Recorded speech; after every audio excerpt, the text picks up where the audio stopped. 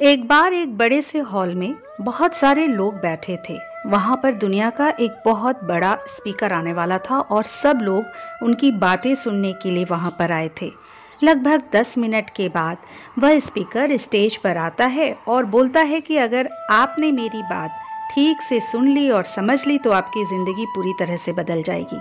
उसके बाद वो अपनी जेब से एक बिल्कुल नया चमकता हुआ 500 रुपए का नोट निकालता है और उसको ऊपर करके सबसे पूछता है कि ये नोट आप में से किसको चाहिए।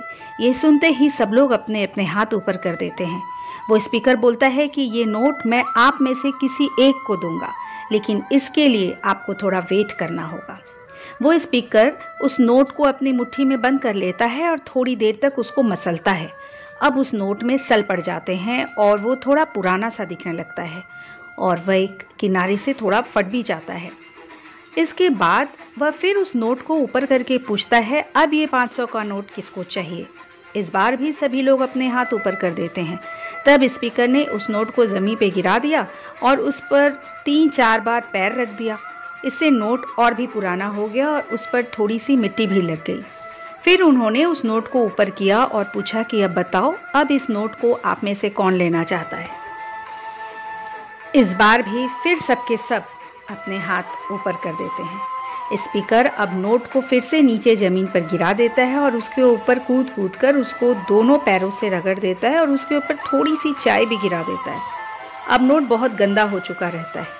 कोई भी उस नोट को देखता तो यही बोलता कि अब ये सिर्फ एक गंदा कागज़ का टुकड़ा है, बेकार है, इस दुनिया में इसकी कोई वैल्यू नहीं।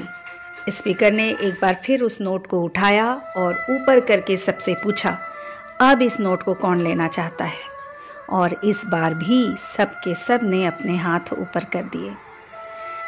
कितना भी गंदा, पुराना, मिट्टी में सना हुआ चाय का दाग लगा हुआ हो, लेकिन अभी भी वो 500 रुपए का नोट ही था।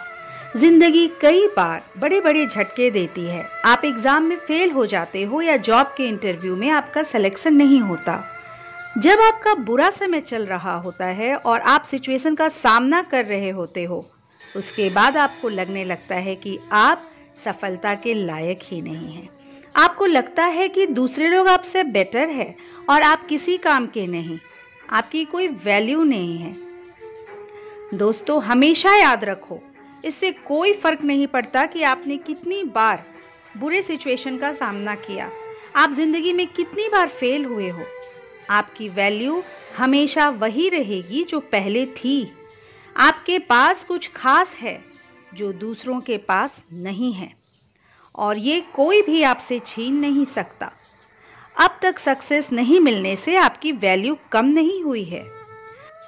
आप अभी भी अपने बारे में कितना भी लो फील कर रहे हो, उससे कोई फर्क नहीं पड़ता। जो लोग आपको अच्छे से समझते हैं वो लोग आपके वैल्यू को उतना ही मानेंगे जितना पहले मानते थे। तो अपनी वैल्यू को समझो और कुछ बड़ा करके दिखाओ।